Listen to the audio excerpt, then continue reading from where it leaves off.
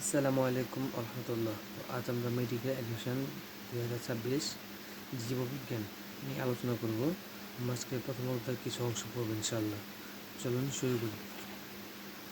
তো উপক্রমে তো খুব কিছু প্রশ্ন আসে না, কিন্তু পরের কোষের গঠন থেকে শুরু করা যাক। কোষ ও কোষের গঠন রবার্ট হুক সেল নামকরণ প্লাস আবিষ্কারক পর্যবেক্ষণ কোষ প্রাচীর কোষবিদ্যাজনক লিওন হুক জীবিত কোষ পর্যবেক্ষণ প্রোটোজোজনক ব্যাকটেরিয়ার জনক কোষ বা সেল নামকরণ রবার্ট হুক 1665 সালে সেল বা প্রকোষ্ঠ ল্যাটিন সেল থেকে সেল শব্দের উৎপত্তি ক্ষুদ্র প্রকোষ্ঠ কুঠুরি। তিনি তার মাইক্রোগ্রাফিয়া মনে রাখবেন। কোষ যেহেতু ক্ষুদ্র, তিনি যেটা প্রকাশ করেন সেটাও মাইক্রো মানে কি ক্ষুদ্র, মাইক্রোগ্রাফিয়া মানে ক্ষুদ্র। এরপরে যে এখানে যে পয়েন্টগুলো কোষের আকার, এগুলো কি ইম্পর্টেন্ট আসার মতো।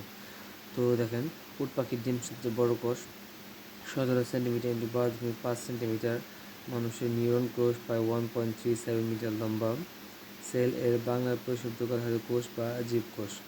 অ্যান্টিমেল লিওন হুক কি ব্যাকটেরিয়া আবিষ্কারক রবার্ট ব্রাউন বাদামি নিউক্লিয়াস মনে রাখবেন। সার্কোট ড আছে না, তাহলে ডুজারিন পথে পারকিনচে পথে প্রোটোপ্লাজম। এই যে কোষের সংজ্ঞা এই যে দুইটা, যে জেন ব্রাচেট আর ডি রবার্টিস, দুইটা একটা এই পেঁচাই দিয়ে দেন। তো জেন ব্রাচেটের মতে কোষ হলো জীবের গঠনগত মৌলিক একক, আর ডি রবার্টিসের মতে কোষ হলো জীবের মৌলিক গঠনগত ও কার্য একক। এখানে এই কী বলে, অনেকে মনে করেন আদি জীবন সম্ভবত সরল আরএনএ ছিল, যে থেকে পরে প্রোটিন তৈরি হয়ে এই ধারণা আরএনএ ওয়ার্ল্ড হাইপোথিসিস নামে পরিচিত। নেক্সট পরের বিষয়ে যে আমরা এই এন্ডোসিম্বায়োসিস, এটা মনে রাখবেন যে মাইটোকন্ড্রিয়া প্লাস ক্লোরোপ্লাস্ট। কোষের বৈশিষ্ট্যগুলো একবার রিডিং দিবেন। এই জীবনের জন্য প্রয়োজনীয় সকল আণবিক ও কাঠনিক ও আণবিক উপাদান থাকে। প্রয়োজনীয় কাঁচামাল ভেতর গ্রহণ করতে পারে, শূন্য হিসেবে বেরোতে পারে, চারপাশে সারতে পারে, একটি হোমিওস্টিক অবস্থান বজায় রাখতে পারে। কোষ কোষ অঙ্গন অর্থ ক্ষুদ্র অঙ্গ, অর্গানেলস। কোষবিদ্যা সাইটোলজি, কোষবিদ্যা রবার্ট হুককে কোষবিদ্যার জনক বলা হয়। আর আধুনিক কোষবিদ্যার জনক কার্ল পি সলসেন। কোষ তত্ত্ব প্রদান করেন তিনজন বিজ্ঞানী, জ্যাকব স্লেডেন, থিওডোর এবং জীববিজ্ঞানী ভার্চু। কোষের প্রকারভেদ, এখান থেকে মেডিকেলের মধ্যে খুব প্রশ্ন আসে। আমি যদি পরে দেখাই, এই দেখেন পরের পৃষ্ঠায় দেখেন কোষের প্রকারভেদ থেকে মেডিকেলের প্রশ্ন কতগুলো আসছে দেখছেন।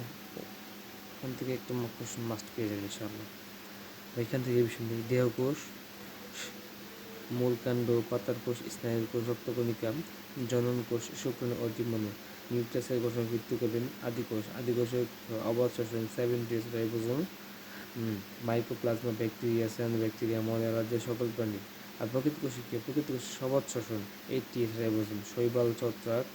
এটাকে আমার মনে করেন চ্যাপ্টার 5, 6, 7 বুঝছেন। প্রকৃত কোষে সবাদ শোষণ ঘটে, প্রকৃত কোষে একটা সবাদ শোষণ, প্রকৃত কোষে সবাদ শোষণ ঘটে। এই যে এখান থেকে মেডিকেশনের প্রশ্ন আসে খুব ভালো। ইন্ট্রনস আর অপারেটর আছে না, দুইটা এখান থেকে আসবে। আমরা তাই আদি কোষ নিউক্লিয়াস অগঠিত, আর প্রকৃত কোষ নিউক্লিয়াস সুগঠিত। ডিএনএ বৃত্তাকার একটি, ডিএনএ সূত্রাকার একাধিক। আবরণীবেষ্টিত কোনো অঙ্গ থাকে না, আবরণীবিষ্ট অঙ্গনও থাকে। এটা হলে গিয়ে আরএনএ পলিমারেজ এক প্রকার, এটা 3 প্রকার। অপেরণ থাকে না। উদ্ভিদ কোষ প্রাণী বিজ্ঞানের পার্থক্য এই যে সকাকার করে দিয়েছে, এটা বললেই হবে। এটা আমি পড়ছি। এই যেখান থেকে মনে রাখবেন যে মানব দেশ সবচেয়ে লম্বা কোষ মোট 1.37 মিটার লম্বা। মানব দেশের বৃহত্তম কোষ অনুচক্রিয়া, ক্ষুদ্রতম কোষ অনুচক্রিয়া, বৃহত্তম কোষ ডিম্বাণু। আর আয়তনের দিক থেকে ছোট হলে গিয়া শুক্রাণু। এরপরে আমরা চলে যাবো মূল আলোচনায়। দেখেন, এটা পড়ে নেবেন ইনশাআল্লাহ, আপনারা সবাই একবার দেখে নেবেন। যেখান থেকে প্রশ্ন আসে যে এই যে বজ্র পদার্থগুলো রেজিন, ট্যানিন, গাম, ল্যাটেক্স, এখান থেকে প্রশ্ন আসে। সঞ্চিত পদার্থের প্রশ্ন আছে সিপিএল, কার্বোহাইড্রেট, প্রোটিন, লিপিড কোনটা আপনার। আর এই যে ঝিলিক ভিনঙ্গাণু, মামাই, সেরাপিয়া, microtubules, microfilament, intermediate filament, ribosome, centriole, proteasome. Next যদি আমরা যাই, দেখেন কোষ প্রাচীরকে জীবন নাই, কোনটার কোষ প্রাচীর কী দিয়ে গঠিত এটা ইম্পর্টেন্ট। হ্যাঁ, ছত্রাক কাইটিন, ব্যাকটেরিয়া পেপটিগ্লাইকান, শৈবাল, লিপিড। মধ্যপর্দা থেকে আসে মধ্যপর্দা কি পেকটিক অ্যাসিড, পেকটোজ। সাইটোপ্লাজম থেকে আসে ফাইব্রোব্লাস্ট, গোলগি থেকে আসে পেকটিক অ্যাসিড। তো যে কোষ প্রাচীর প্রধান উপাদান কি? সেলুলোজ। মধ্যপর্দা থেকে পিট মেমব্রেন বলে, মুখোমুখি পাশাপাশি দুটি পিট পেয়ার বলে। এই দেখেন সাইটোপ্লাজমিক সংযোগ, প্লাজমোডেজমা বলে, প্লাজমোডেজমা। সেলুলোজ, জাইলোগ্লুকেন নামক হেমিসেলুলোজ প্রাচীরের গঠনের ক্রসিং হিসেবে কাজ করে। কোষ প্রাচীর 40% সেলুলোজ, 20% হেমিসেলুলোজ। হেমি মানে কি? হাফ। Hemicellulose 40%, 20%, 20% 10% glycoprotein. উদ্ভিদ কোষ প্রাচীরের প্রধান উপাদান হলো সেলুলোজ। সেলুলোজ হলো একটি পলিস্যাকারাইড যা 6 কার্বনের বিরল গ্লুকোজের সমন্বয়ে গঠিত। এই যে কাজগুলো করবেন কোষ প্রাচীরের কাজ থেকে প্রশ্ন আসে না, কাজ থেকে কয়েকটা আসে। প্রোটোপ্লাস্ট দরকার নাই। প্রোটোপ্লাজম কোষের অভ্যন্তরে অর্ধস্বচ্ছ আঠালো, এটা মনে রাখবেন যে অর্ধস্বচ্ছ আঠালো জেলির ন্যায় অর্ধতল কলোয়েডাল ধর্মী পদার্থের কি বলে? প্রোটোপ্লাজম বলে। প্রোটোপ্লাজমকে বলা হয় জীবনের ভৌত ভিত্তি। এই একমুখী আবর্তন সাইটোসিস, পাতা ঝাঁঝির কোষের প্রোটোপ্লাজম চলন, বহুমুখী আবর্তন ট্রাডেস্কেনেটা, প্লাজমেমব্রেন বা কোষ ঝিল্লি। কোষ প্রাচীরটি নিয়ে সমস্ত প্রোটোপ্লাজম ঘিরে থেকে ধীরে প্লাজমেমব্রেন কোষ ঝিল্লি বলে, কারণ লিওকেমা মেমব্রেন। প্লাজমেমব্রেন বা কোষ ঝিল্লি, যে নাম আছে, 5টা নাম আছে, 5টা নাম পড়বেন, নাম থেকে একটা প্রশ্ন আছে। প্লাজমা মেমব্রেন, কোষ ঝিল্লি, বায়োমেমব্রেন, সাইটোমেমব্রেন, প্লাজমালেমা। বুঝছেন? ওকে, এরপরে আমরা যাব মডেল। পেঁয়াজের কোষে আরএনএ থাকে, এই যেখানে দেখেন বেনসনস মডেল, লেঙ্গার Singer's model, Robertson unit membrane hypothesis, Singer নিকলসনের ফ্লুইড মিক্সিং মডেল। এই যে ফ্লুইড মিক্সিং মডেলকে বলা হয় হিমশেল বা আইসবার্গ মডেল। এতে দুই আচরণ, এক অংশ পানিগ্রাহী, অপর অংশ পানি বিকর্ষী।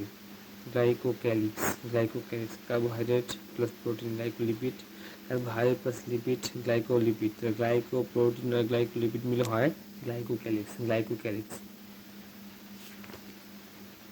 মেমব্রেন প্রোটিন, 3 ধরনের প্রোটিন থাকে, এটা মনে রাখতে হবে। 3 ধরনের প্রোটিন কি কি? Integral protein, peripheral protein, lipid সম্পৃক্ত প্রোটিন। Glycocalyx, glycolipid, cholesterol. তো এখানে আসতে আমাদের কি প্রশ্ন আসতে পারে জানেন? যে ফ্লুইড মোজাইকের অংশ নয় কোনটি? প্রশ্ন দিয়ে দেবে। ফসফোলিপিড বাইলেয়ার, মেমব্রেন প্রোটিন, এই কোলেস্টেরল একটা অংশ দিয়ে দিবে, যে একটা বাদ দিবে দিয়ে দিবে। কোষ ঝিল্লির রাসায়নিক উপাদান। কোষ ঝিল্লির মোট শুষ্ক ওজনের প্রায় 75% লিপিড। 5 রকমের ফসফোলিপিড শনাক্ত করা হয়েছে। ফসফোটাইডিক অ্যাসিড, 4টি জটিল প্রকৃতির ফসফোলিপিডের মধ্যে লেসিথিন প্রধান। এই যেটা খুবই ইম্পর্টেন্ট, মাইক্রোফিলাই, ডেসমোসোম, ফ্যাগোসাইটিক ভেসিকল, পিনোসাইটিক ভেসিকল। এই দেখেন ফ্যাগোসাইটিক ভেসিকল কি? কঠিন খাদ্য করা হয়। আর পিনোসাইটিক তরল মনে রাখবেন, জাস্ট এটি মনে রাখবেন যে ফ্যাগোসাইটিক কঠিন, পিনোসাইটিক তরল। শেষ। এরপর আমরা চলে যাই রাইবোজোমে। রাইবোজোম কি মনে রাখবেন? মনে রাখবেন যে রাইবোজোম প্রোটিন কোনো কথাবার্তা থাকলে সেখানে হবে কি? রাইবোজোম। এই 70 রাইবোজোম। এই যে ইকোলাই এর কোষে 20,000 এবং শুষ্ক ওজনের প্রায় 22% থাকে, এই রাইবোজোম থাকে। রাইবোজোমকে বলা হয় সার্বজনীন অঙ্গাণু, আমিষ সংশ্লেষণ ও স্নেহ পদার্থের বিভাগ। এই যে রাইবোজোমের কাজ।